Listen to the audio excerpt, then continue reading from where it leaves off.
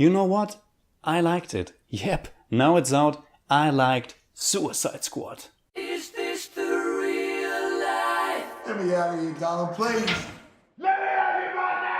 I actually liked it quite a bit. I was going into this movie expecting the worst nightmare. It started late here in Austria and with almost 300 reviews already in and a stunning score of 26 on Rotten Tomatoes, which is even less than Batman v Superman got, I had no hope enjoying this.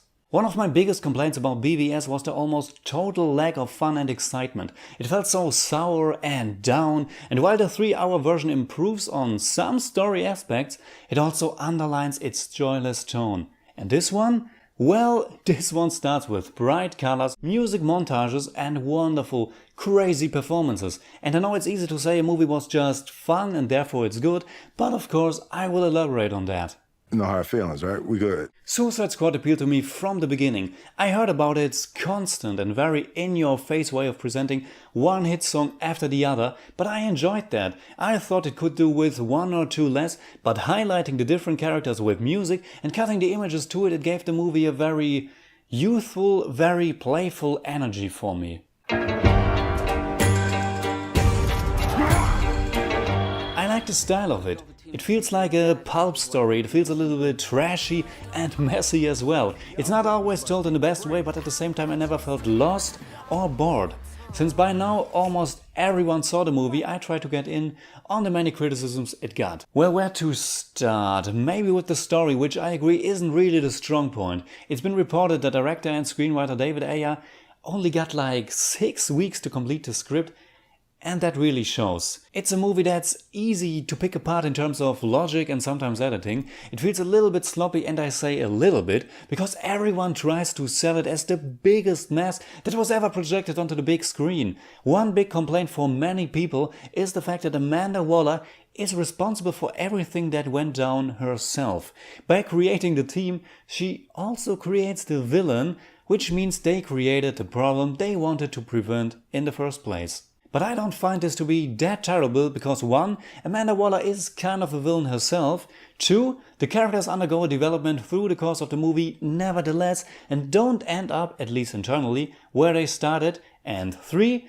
It's a common thing, especially in the comic book world. Ultron 2 was created by Tony Stark or in the comics by Hank Pym. It may sound silly, but it also tells something about the way we think we can prevent every harm from us. So it didn't really bother me, and the biggest reason the somewhat weak story was okay for me was because this movie has great, and I really mean great, performances. And not just from Will Smith, who is super charismatic and after a long while feels like his superstar again, not just from Margo Robbie, who totally embraces the craziness of Harley Quinn, not just from Viola Davis as Amanda Waller, no, but from all the rest of the cast as well. I especially liked Ike Barinholtz as the Warden. Maybe he should play the Joker one time. Stop doing that. Many people complain that there are too many characters or that some of them are wasted. And yeah, there are many characters, but it's not like you have to give each and every one of them a big story arc. They all have their moments to shine, and I think that's enough. Deadshot, Harley Quinn and also Rick Flag are the heart of the movie, and I thought each of them had an interesting background. What does that mean? Here's to honor among thieves. We almost pulled it off. Of course there are other characters like Captain Boomerang, Killer Croc or Katana who don't get that much time, but since when is it such a big deal to have some side characters or some comic relief? Because that's what Killer Croc and Captain Boomerang are, and for that I really enjoyed them. What I haven't even touched on so far is the humor, and Suicide Squad has plenty of that, and I was almost laughing throughout the movie. Some complain the Joker was underused, and for sure, Jared Leto is only briefly in the movie, and I can understand the disappointment, but I think it's mostly a marketing issue, because they sold you on something that's different from the actual movie. Going in, I already knew he has no big part, and for the characterization of Harley Quinn it was absolutely enough for me. He had no real part in the story, only to give Harley her background, and man, were there some wonderful moments between those two. Visually as well.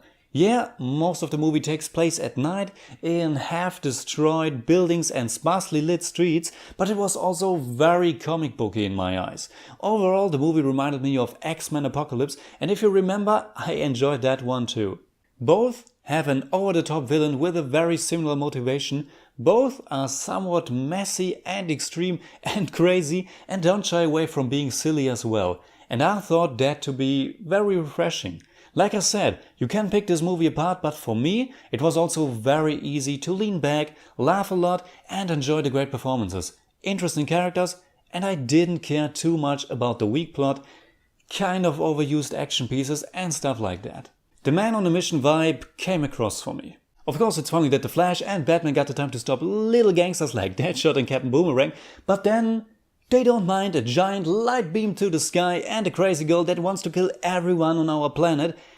But I think these are problems that come with these giant shared universes, so just let it go.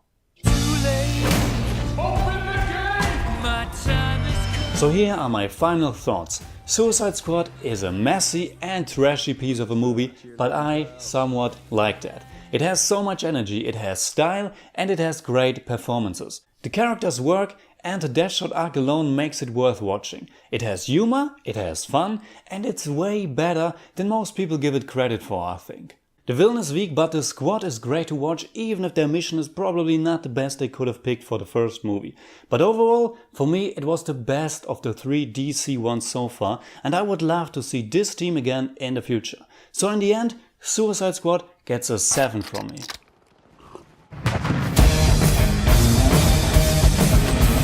Alright, that's it. Like always, please tell me in the comments below what you think about Suicide Squad. Did you like it? Did you like it more than BVS? And do you have any hope for the future of the DC movies? And if you enjoyed this video, please give me a thumbs up, share, subscribe, whatever you like.